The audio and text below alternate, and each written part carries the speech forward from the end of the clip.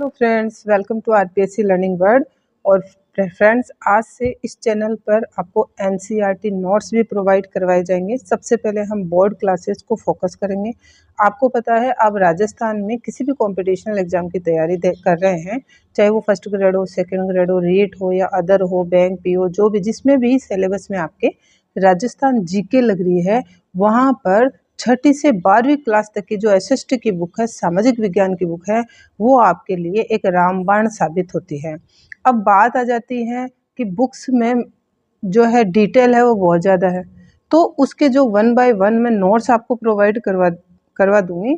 और फ्रेंड्स, आप यकीन मानिए, जो 80-70% जो क्वेश्चंस है जो आरपीएससी ले रही है, वो क्वेश्चंस वो एनसीईआरटी में से उठाए जाते हैं।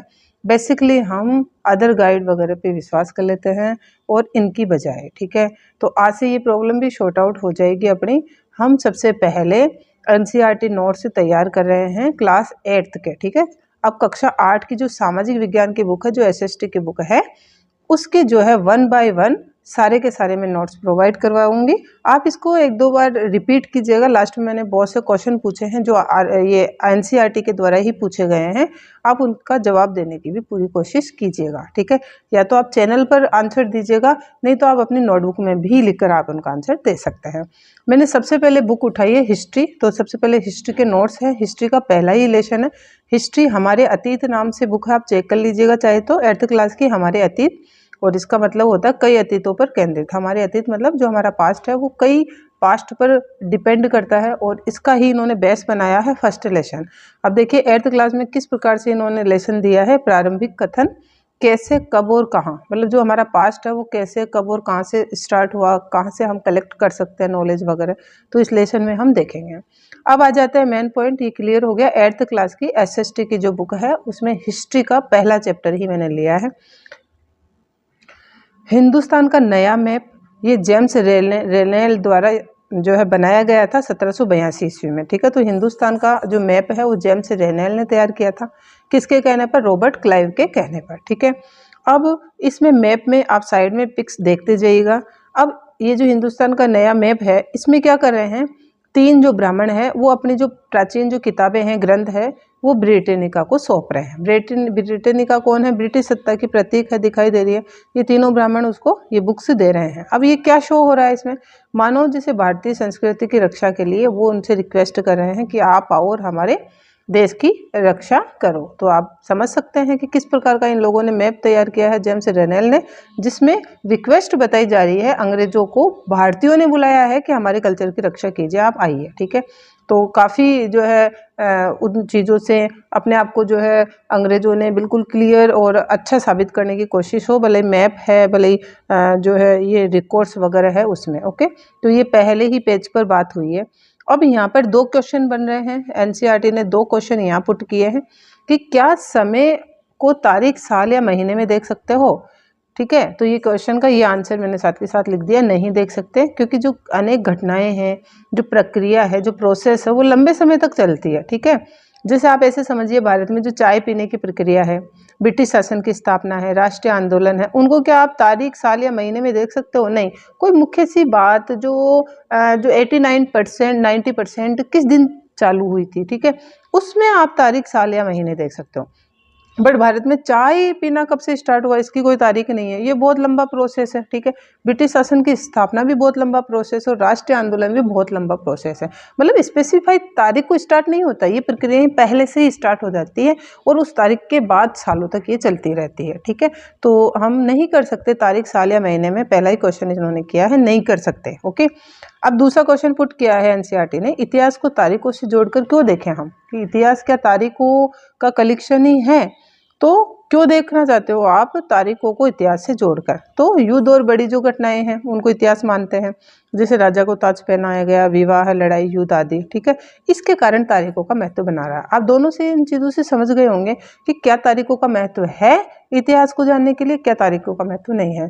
तो तारीखों का महत्व है, क्यों, क्योंकि विवाह, लड़ाई, युद्ध आदि तारीखों के द्वारा ही याद किए जाते हैं, तो वो बेटर रहता है हमारे मेमोरी में भी रहता है, लेकिन हर चीज़ के लिए तारीख इस्तेमाल कर ली जाए तो ये गलत है, क्योंकि स्पेसिफाई जो तारीख को जो काम हो रहा है वो कुछ सालों पहले और कुछ सालों बाद की प्रक्रिया होती है। तो यस और नो दोनों तरफ से किस प्रकार से क्वेश्चन पुटअप किया जाए ये आप इनको देखते रहिएगा।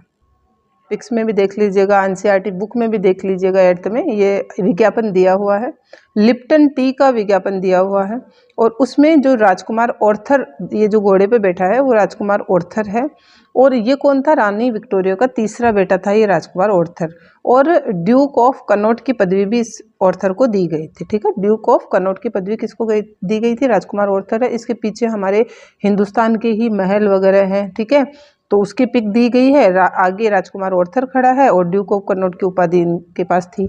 अब ये क्या शो कर रहा है, तो लिप्टन टी किस प्रकार से विज्ञापनों के द्वारा जो है अपने साम्राज्य का ये लोग प्रचार प्रसार कर रहे हैं। ठीक है, तो ये कहना चाहते हैं कि इसके लिए एक स्पेसिफाई तारीख नहीं कह सकते हो आप, जैसे टी है उसके लिए स्पेसिफाइड तारीख नहीं है।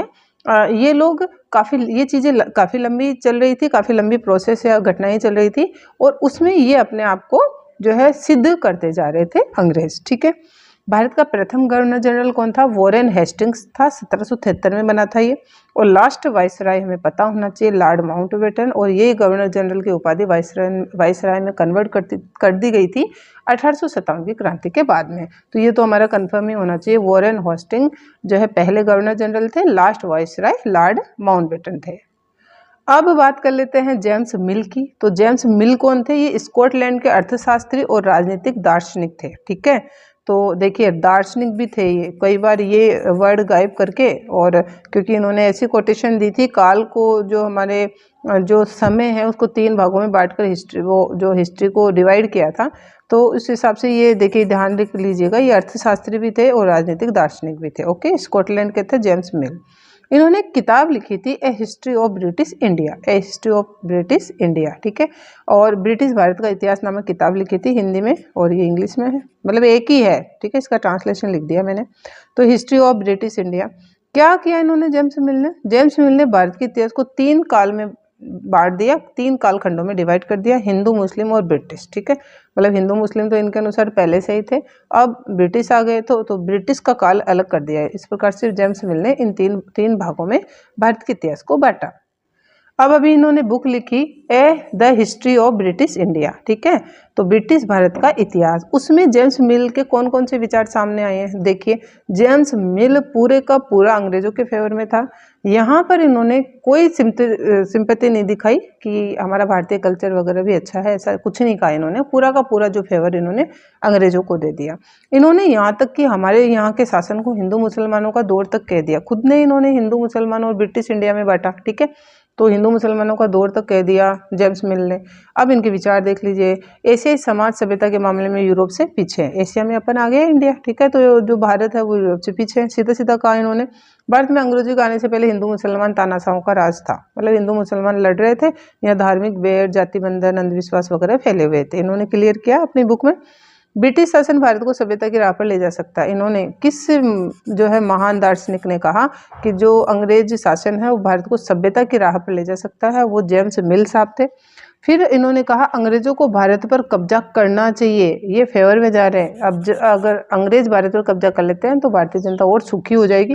ठीक है, और अंग्रेजों के बिना तो हिंदुस्तान का कुछ हो ही नहीं सकता, हिंदुस्तान की प्रगति प्रोग्रेस हो ही नहीं सकती। ये जेम्स मिल के विचार थे। फिर अंग्रेजी शासन को सभ्यता और प्रगति का प्रतीक माना है जेम्स मिल ने। तो ये पूरे का पूरा 100% जो है ब्रिटिश की फेवर में थे ये जेम्स मिल। ठीक है, तो ये विचार है जेम्स मिल के। अब अपने भारतीय इतिहासकारों पर आ जाते हैं।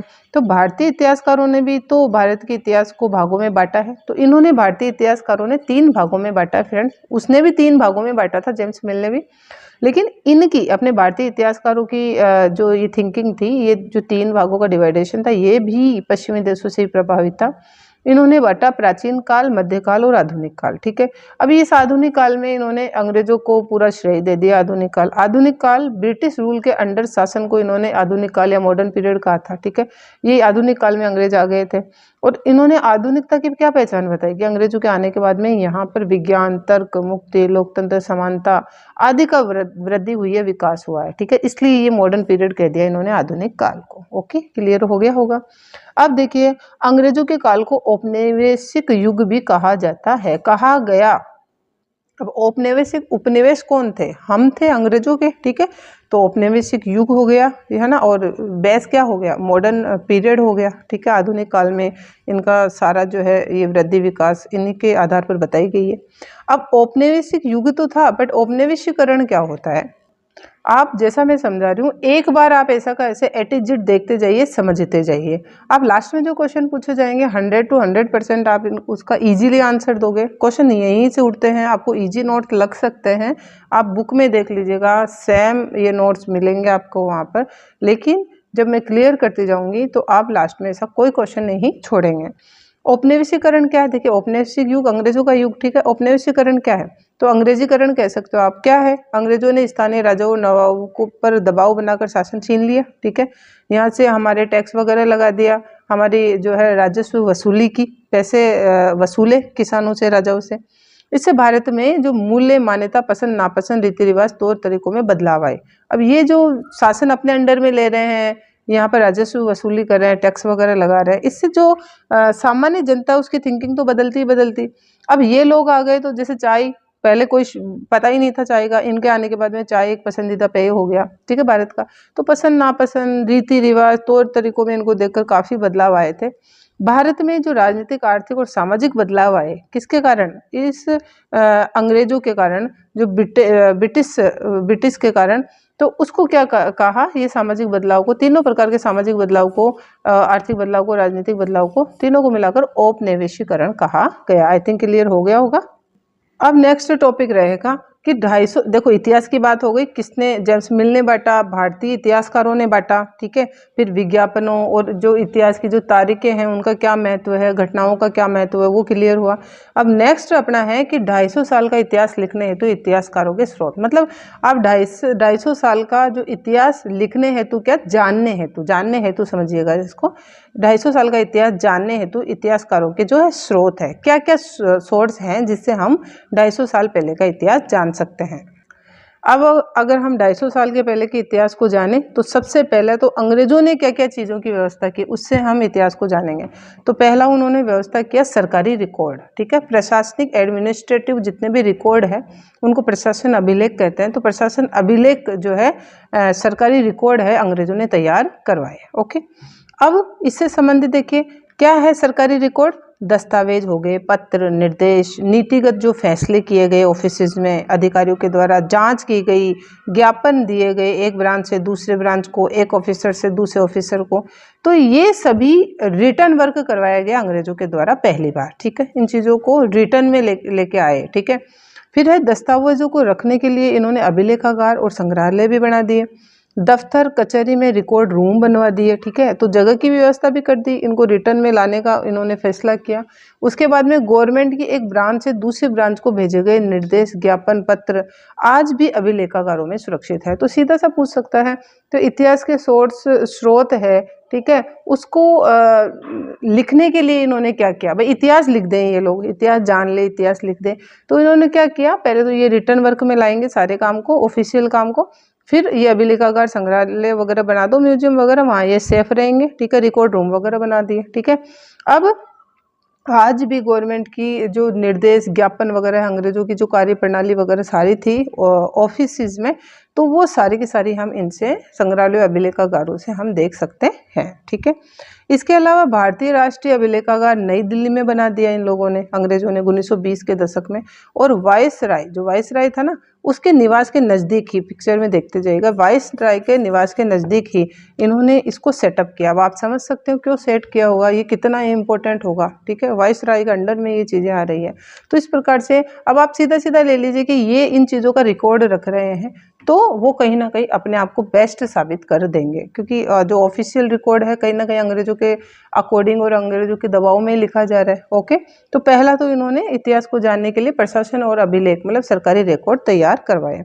फिर जो सर ये इतिहास को जो लिखते हैं, सुंदर सुंदर राइटिंग स्किल में जो लिखते हैं, अभी तो आप कैलीग्राफी के नाम से जानते हैं, बाकी खुशनवीस और सुलेखनवीस नाम आ जाए तो कंफ्यूज नहीं होना, कैलीग्राफी ही है। ऐसे लोग जो बहुत ही सुंदर ढंग से इतिहास की चीज़ें, बातें, घटनाएं लिखते हैं, उन्हें कैलीग्राफी, खुशनवीस या सुलेखनवीस कहते हैं। दूसरा, इन्होंने सर्वेक्षण करवाए फ्रेंड्स। जो सर्वेक्षण के द्वारा जो इन्होंने सर्वेक्षण करवाए थे उनका रिटर्न रिकॉर्ड भी पड़ा है और उसके आधार पर भी आप भारतीय इतिहास को जान सकते हैं। तो 19वीं सदी में पूरे देश का नक्शा तैयार करवाया इन्होंने।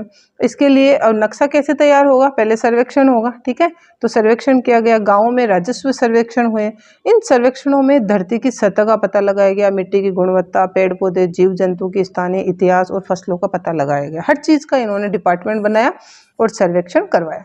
अंग्रेजों के अनुसार अब इन्होंने सर्वेक्षण क्यों करवाया, ये मानते थे कि किसी भी इलाके का शासन चलाने के लिए इन सभी बातों का ज्ञान होना चाहिए। भाई हम इतिहास कैसे चलाएंगे, वहाँ के पेड़ पौधे, मिट्टी, वातावरण, जीव जंतु, है ना, फसल, सबका हमें पता होना चाहिए।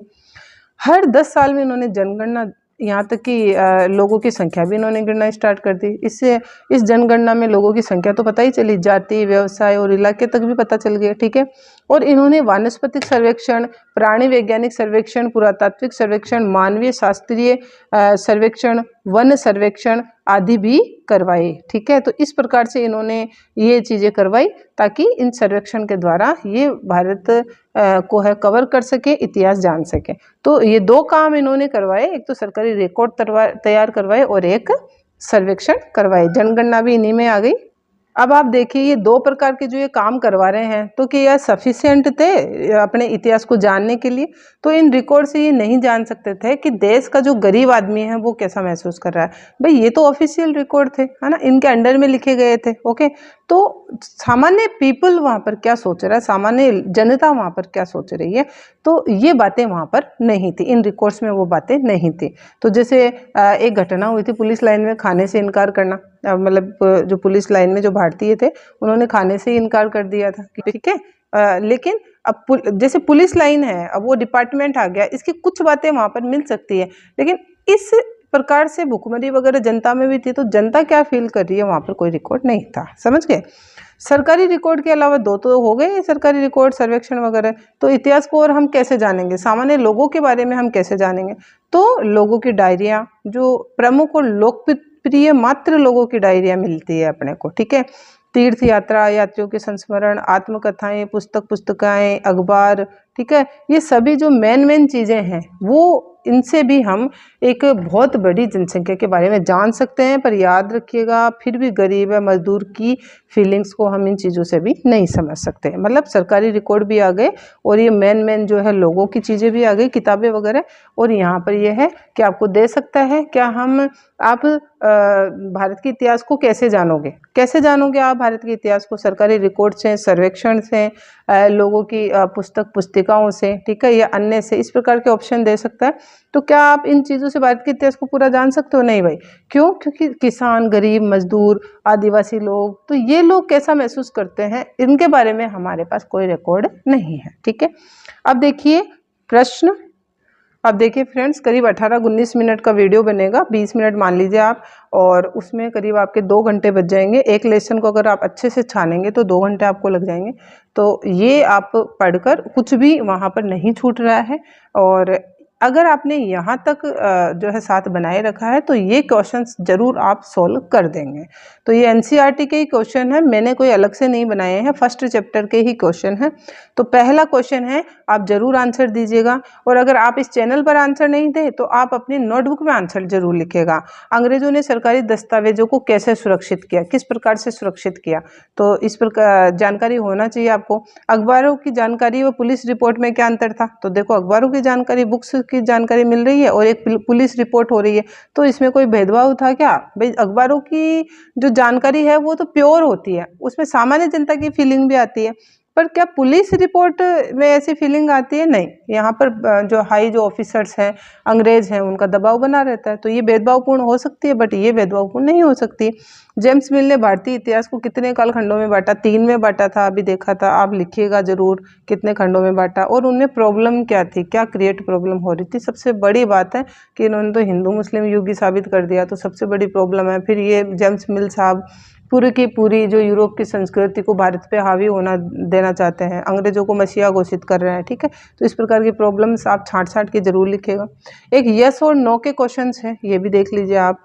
तो यस और नो के क्वेश्चंस तो आप अभी ही दे दीजिए। सरकारी दस्तावेजों से हमें ये समझने में मदद मिलती है कि आम लोग क्या सोचते हैं, क्या सामान्य जनता की सोच के बारे में गवर्नमेंट रिकॉर्ड से पता चल रहा है। यस और नो जरूर बताइएगा। अंग्रेजों को लगता था कि सही तरीके से शासन चलाने के लिए सर्वेक्षण बहुत जरूरी है, या फिर जेम्स मिल ने भारतीय इतिहास को हिंदू, मुस्लिम और ईसाई 3 कालखंडों में बांटा था। यस और नो, तो ये आंसर जरूर दीजिएगा। इन आंसर को देख कर ही मुझे लगेगा कि आपको ये लेसन बहुत अच्छे से समझ में आया है। और पहले लेसन के नोट्स कैसे लगे जरूर कमेंट करके बताइएगा। और अगर अच्छे लग रहे हैं, यूजफुल लग रहे हैं, तो आपके फ्रेंड सर्कल में जरूर शेयर कीजिएगा। चैनल को जरूर सब्सक्राइब कीजिएगा। Thank you so much friends.